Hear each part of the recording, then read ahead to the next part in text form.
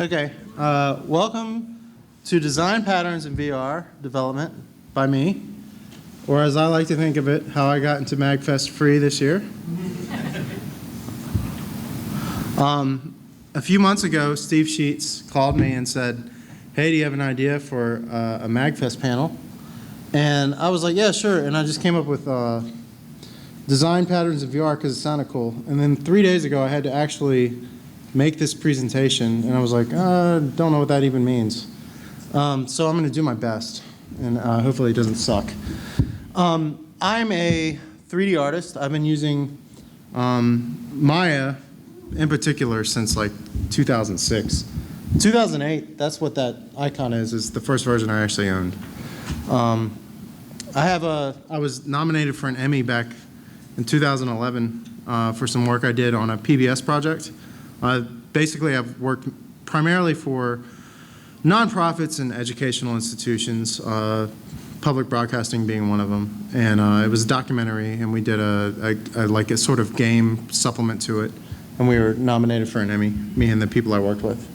I'm familiar with Unreal Engine and Unity 3D. And as far as like video game design goes, I'm also currently a senior at George Mason, pursuing a degree in computer science. I'm almost done. I finished in May. I'm really just jumping through hoops at this point, I think. I released a game called Blocks Simulator. I know that's a really creative name, but it's for the Oculus Quest, and it involves, it's down in the bottom left there.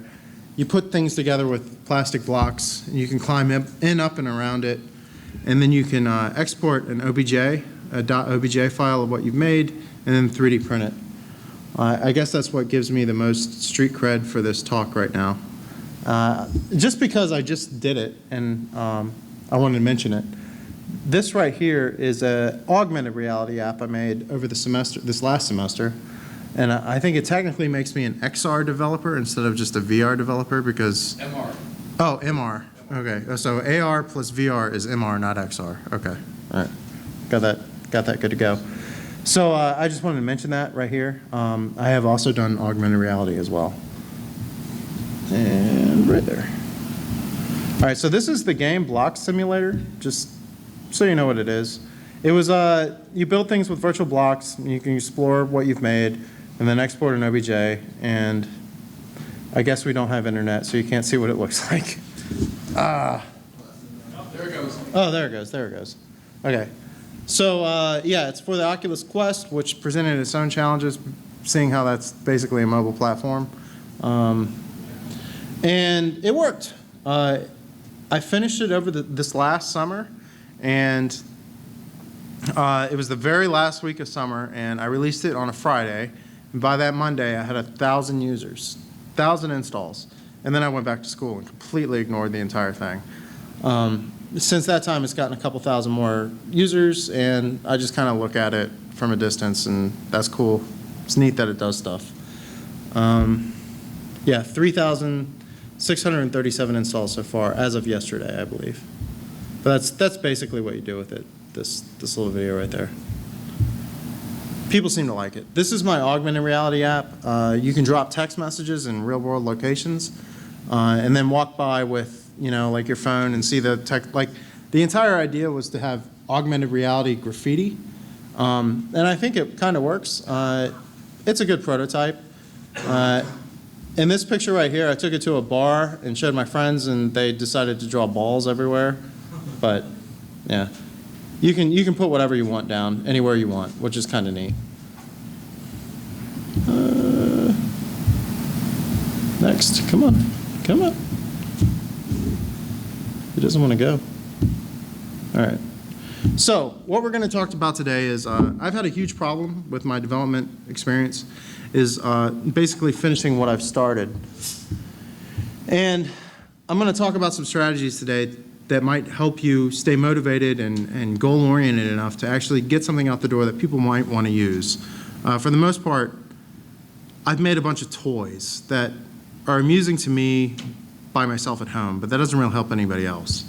And so I'm trying to, I guess in the past like year and a half, I've really kind of motivated myself enough to make things that are complete enough for other people to use, and that's really what I'm trying to talk about in this talk here. I'm not going to read that, but a design pattern, and as far as my software engineering class goes, it's a strategy, and it's to get something from not finished to finished, and as far as software design goes. You could think of it as, well, you think of design patterns like Scrum or something like that. It's sort of like if you imagine a football team playing football, and you have like the quarterback calling passes and stuff like that. It's a strategy. Like maybe you're not working on the same thing every day after day after day after day, but it's a way to keep you productive enough to, at the end, cross the finish line. And I guess that's the best way I can put it into English. And as far as what an actual design pattern is. But what I'm really trying to focus on here is that real artists ship. That's a quote by Steve Jobs. I'm not even sure that is Steve Jobs. That might be an actor. But it was the goofiest photo I could find of Steve Jobs. But the whole point is to not just build something that you find amusing in your house.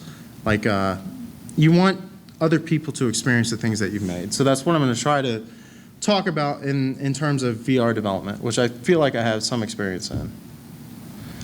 For some background, in case you have been living under a rock, these are the major players in VR right now. Oculus is probably the biggest one. Valve is number 2 with their Valve Index, which is an amazing thing that I don't have money for. Google VR is out there doing stuff.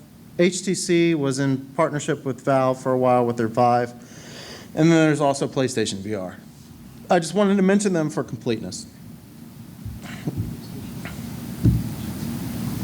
Also, these are the major headsets that are out right now. On this side, you have mobile, and these are hooked up to computers like desktops and stuff. And here's the Quest. It's kind of in the middle. It can operate on its own as a mobile device. It can also be tethered to a PC to operate as in a sort of in conjunction with like these sorts of devices, the Index and the Rift S there. As a matter of fact, the Gear VR and the Daydream are both discontinued, so I'm not even sure why I even mentioned them, because mobile VR isn't really a thing anymore outside of Google Cardboard, which people still tend to use. And I also want to mention there's a bunch of different paths, which I'm not even going to touch too much. And as far as making a VR application, the one I really don't know anything about is JavaScript, because I avoid JavaScript like the plague. It's awful. But you can do some really neat stuff with Three.js here. React 360 is a framework built by Facebook, I believe.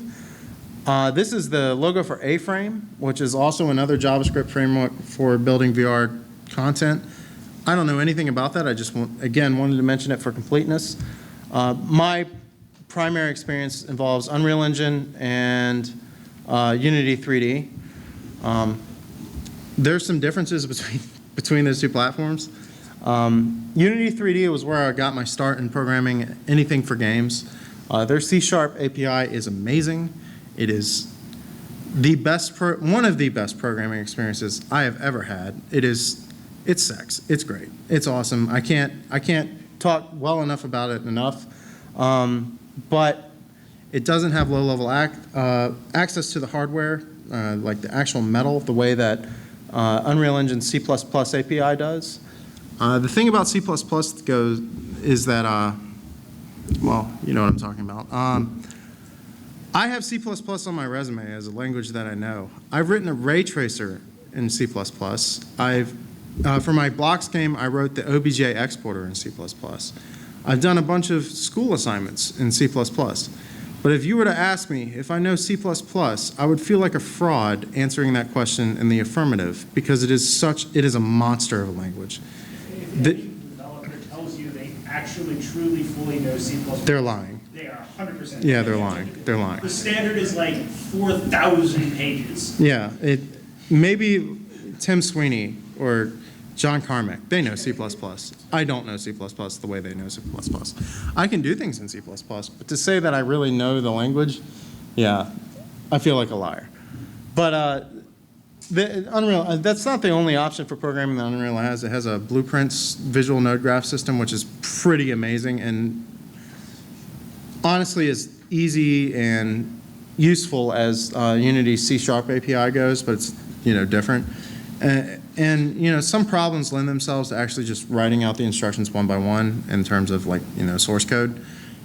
So I don't know. You can pick whichever one you want. It's a mixed bag either way you go. I'm not going to get into some kind of argument over which one is better. If you have the chops, you can make either package do whatever you want. And that's really on you, not on it. 95% of all VR apps out there use one or the other. Unity is by far more popular than Unreal, but it's also a lot easier to start off with. And yes. Unreal and a C++ API lets you go closer to the metal. So if you're trying to do something very extremely on the edge of possible, you're going to be able to do it in C++ when you may not be able to do it in C#. Yeah, but you'll also be able to do everything that C# could do in Blueprints, or even in C++ if you wanted. If you want to do all your programming in Unreal, you could do it in C++. Personally, I don't want to do that because I'm not a masochist, but yeah, some people are. If you're on the edge of what you think the hardware is capable yeah, you want the C++ yeah, API. You need C++. Yeah. As you can see, it's a religious fight. A little bit.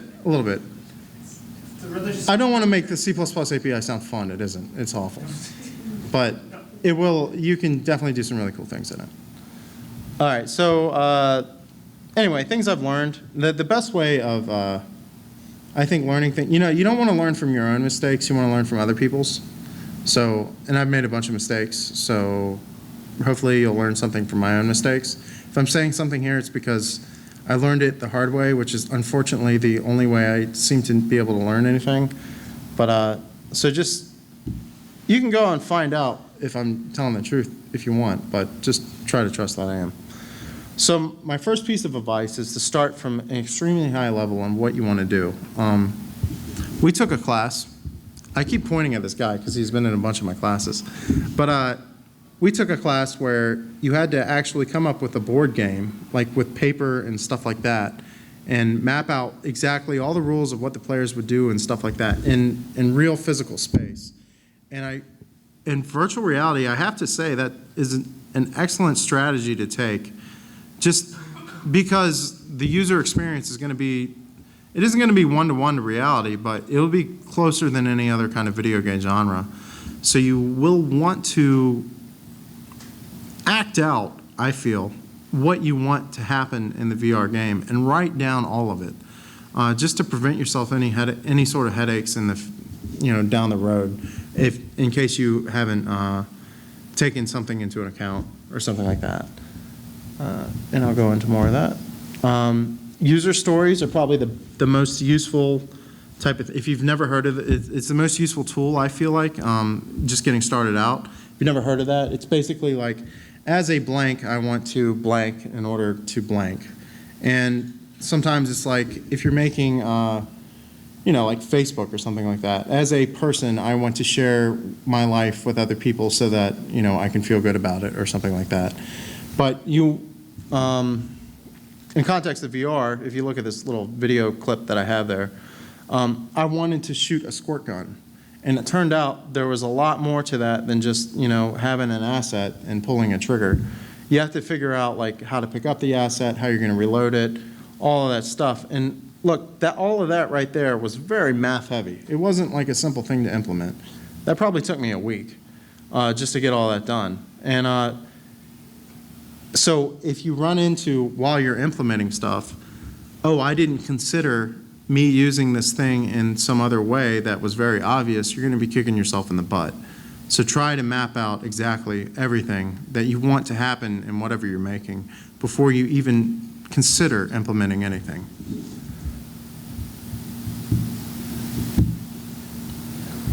And interaction is the primary game mechanic. The thing you need to really focus on is how is the user going to be interacting with their world. And like we talk about also in classes I've taken, game mechanics as being like the things you don't really even consider. If you've ever played Hollow Knight or Mario is something that everybody's played. The game mechanics of Mario is jumping on Goombas. And how satisfying is it just to jump on a Goomba or a Koopa Troopa or something like that? That is the game mechanic of Mario, jumping on different things. In a VR game, the game mechanics are how are you interacting with basically just the environment in general, but specifically the game objects that are going to allow the player to, pass or fail the game.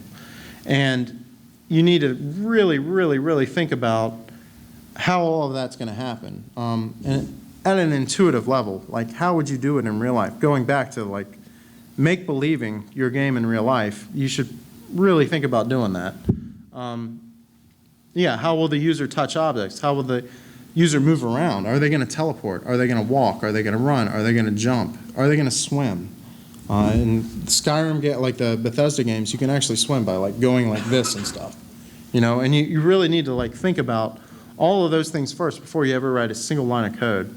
How will information be conveyed to the user? If you've ever played the VR game, Rec Room is probably my favorite VR game.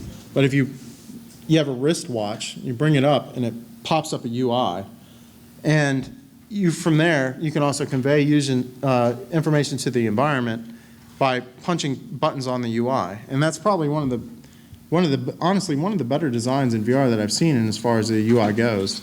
And you have to think, like, I know I keep harping on it, but seriously, think about all these things before you ever even start writing code or even begin developing anything, and you'll save yourself some headache. All right, so, here, I'm going to go back a few slides.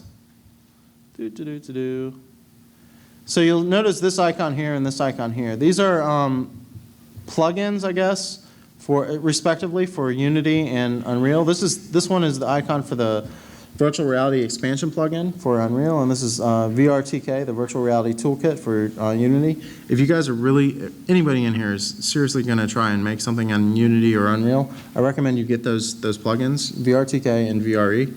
Are you on the VRE Discord? I don't think so. I talked to them on, who asked that? Was that you? Oh, it was you? No, I talked to them on Reddit once, and I think, I don't have any proof of this, so I feel bad about saying it, but I had a solution for two-handed objects, like, think like a broadsword or something like that, and I talked about it on Reddit, and they were like, and then I also posted my code from GitHub on Reddit, and they were like, hey, this is an awesome solution, we're going to steal it. Or you can, because I'd released it under like take it for whatever it's worth license.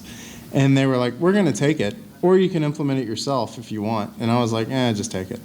So yeah, the VRTK guys are pretty cool. And they also answer questions. So does the VRE guy. Yeah, on the Discord you can get those super quick. Oh yeah, they'll tell you exactly how things work. And weird esoteric issues like, oh yeah, yeah. you can message all of them. Oh yeah, repeat the, sorry. He was asking if I'd ever spoken to any of the VRTK guys or VRE guys. They were telling me to repeat the question behind you. But yeah, the entire community, as far as my experience goes, with either Unreal or Unity has been, I'll just message them out of the blue on Reddit, and they actually respond with meaningful answers, which tells you how helpful everybody is, because most of the time, at least in my other experiences, people will just be like, fuck off, and don't ask me things. Yeah. Interns answer the questions. The guys who are the real engineers are answering the questions. Yeah. It is pretty amazing.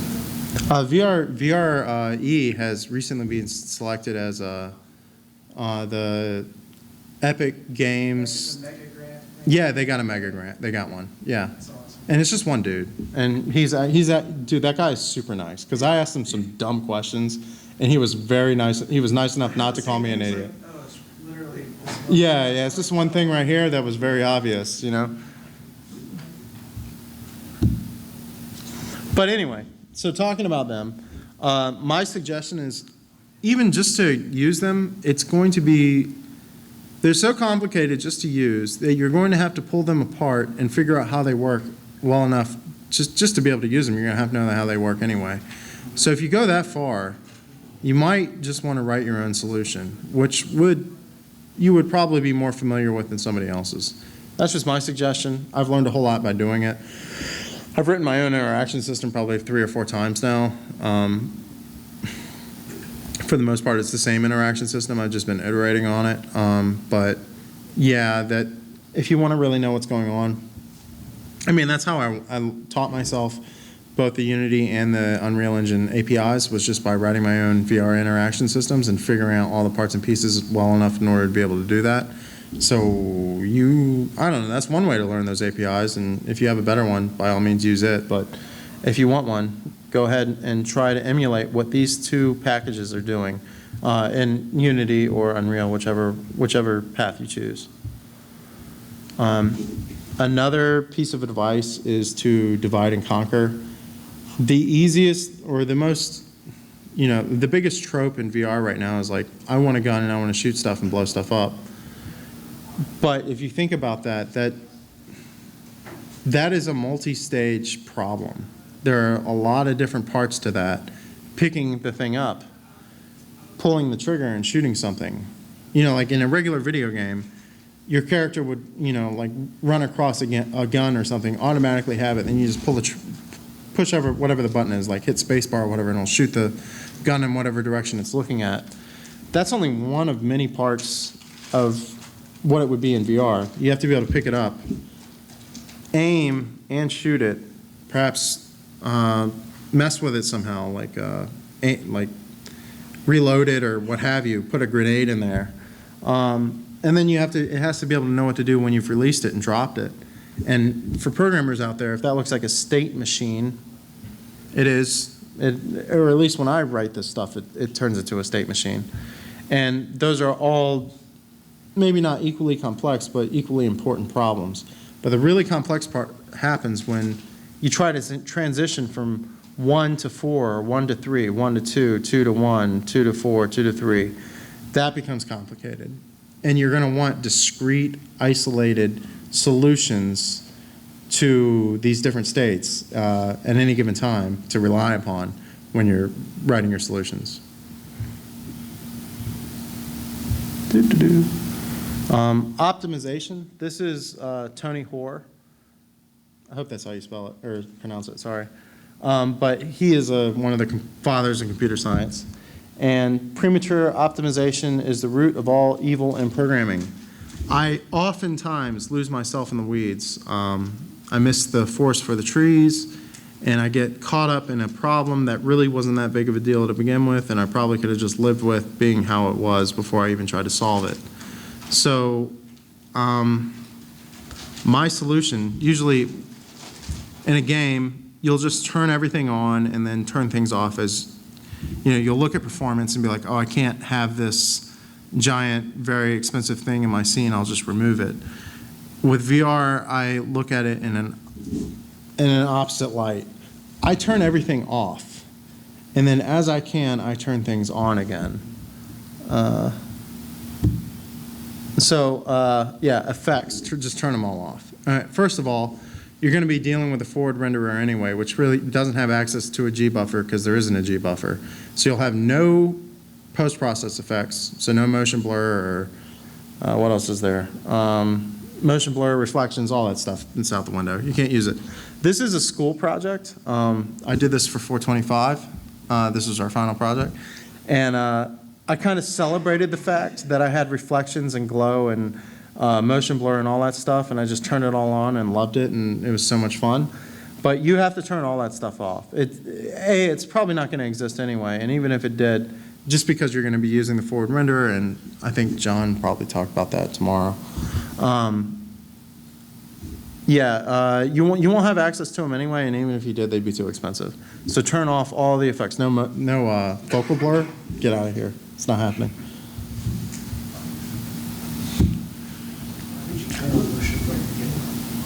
I don't know, for reasons. Just for reasons, I guess. I don't know. It seems that there's an ever-increasing race to greater and greater levels of rendering accuracy and realism. And, sometimes that just works against you because you're so concerned about admiring the view that the gameplay gets submerged. Yeah, sometimes, yeah. Yeah, I can see that. There's nothing like good old-fashioned Doom, for first-person shooters. Yeah, but sometimes the view becomes a point, like in Oblivion or something like that. No, it's not maybe the point, but a reason to be there. it's like Yeah, exactly. construct. Yeah. I think Carmack said once that plots in video games are like plots in porn. You expect it to be there, but it's really not all that important. But I think he was wrong about that. Anyway. Models need levels of detail. So if your asset is heavy enough and as far as like surface detail and like vertexes and face count and all that stuff, definitely try to do a level of detail for it. At least, I stick to 4. And honestly, with this one, I go a level of detail higher just because normal maps don't really pull the same weight they would in a regular video game. You can see through them a little bit more easily. They're just kind of illusions. They look like, in VR, they look like the holograms on your credit card or something like that. So I try to, at least on the highest level of detail, I try to go a little bit heavier with the actual vertex count and surface detail of the mesh itself. Just in case, because the user can also always just pick up an object, and if they want, bring it right up to their face and look directly at it. And for those reasons, I'll usually keep a level of detail higher than I normally would, just for, just to keep that fidelity of the model when it's right up in their face. But you want, for my blocks game, for example, my blocks go right down to a cuboid, which was honestly, I guess, as low as you can get a block. But you want to be able to keep it fluid through different levels of detail, I guess, for the model. In order, especially for the mobile devices like the Quest, they almost have a hard limit of how many faces and vertexes they can get in a scene at once. So if you can in any way, shrink the amount of vertices in a scene, by all means do it. You're going to have to. And even if you're not talking about a mobile device, if you're talking about HTC Vive or the Valve Index or any of the Oculus devices, you're talking about 4K resolution, essentially, 2 to 4K resolution at 90 frames a second in stereo. And you need to keep your scenes as stupid simple as you possibly can in order to hit that benchmark, or else the alternative is your users literally throw up. So please, by all means, do whatever you can to keep the frame rate high. And keep your materials, really, everything needs to look like Mario 64, specifically Mario 64. Make it look like Mario 64, and if you can make it look better than that, in accounting for performance, by all means do. But start off at Mario 64 levels of visual fidelity, and in terms of your materials. And a lot of games do this. Like I mentioned it earlier, Rec Room. Rec Room definitely looks like a Mario 64 game, like a Nintendo 64 game. What's another one? Moss. Moss is another one. Moss looks barely better than Mario 64. Zombie Hunter game. Yeah, what is it? Zombie Hunter. Arizona Sunshine, that one? Yeah, I forget the name of it. Arizona Sunshine. Okay, yeah. Yeah. Practically paper cutouts. Yeah. Yeah. But they went with that. It's easier on your eyes. It's sharper. It's fun. Unless you're going for the mood of a dark game where you can't see well, go with this. I have to say, in my own personal experience that I never showed to anybody that I was talking about earlier, I would always pump up all the effects and everything as high as I could get them, and it would just amuse me. But the frame rate, even just in some stupid thing that had, I don't know, some transparency and some glow, it would just start to crap out. And I have God tier hardware, okay?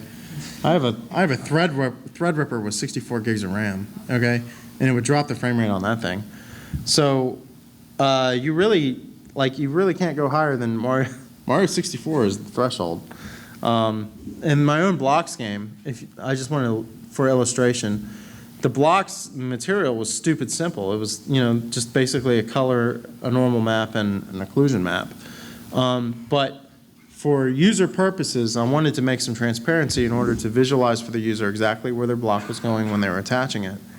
And if I had too many blocks, even if they weren't using this isn't real transparency, this is masked opacity, where depending on a float value from 0 to 1, it will draw every other pixel.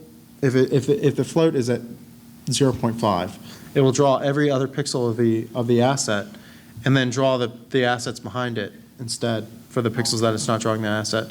And that's a cheaper transparency alternative in Unreal Engine. Unity probably has an equivalent. I don't know what it is. Alpha to coverage. What is it called? Alpha to coverage. Alpha to coverage. There you go. Universal name. Oh, really? Oh, okay. All right. So, yeah, it's universal. And I utilize that for my transparency purposes, but just even having assets with the ability to implement that feature, if I kept enough of them in the scene, the frame rate would dip below 75, whatever is native for the Oculus Quest. And so I had to manually limit how many of those could be in the scene at once. And if there were too many, they would just kind of sparkle and float away. Just to give you an idea, like I couldn't make if I hadn't kept all of the assets except for the ones basically being used by the user from being able to even go into transparency, the game wouldn't have been useful. Like the frame rate would have been crap and nobody would have been able to use it. So again, start from the bottom and work your way up if you can. And my last piece of advice is to be creative. So the other thing about, I'm flipping back here, the other thing about the blocks was that as you attach them, they become instance mesh assets, hierarchical instance mesh assets. So it basically, any block that is of the same model, it puts it all on the same draw call. And I had to do this again, because if I hadn't, and this is the solution I came up with, and basically if you see any of my blueprints, these are Unreal Engine blueprints, these are the node graph things, any of my examples in this slideshow, don't ever do this, because that is bad programming. And I've been yelled at it online, about it online already, but that's bad, don't do that. But that was my solution in order to get hierarchical instance mesh assets to work. And they put the blocks on their own, on the same draw call in order to cut down on the amount of draw calls. And before I implemented that, which became incredibly complicated, as you can see from there, I wasn't getting the frame rates I needed in order to even have maybe 50 of the blocks on the screen at once. But after I implemented that solution, I'm still not sure what the limit is. I haven't chugged the frame rate as hard as that since I've implemented the solution.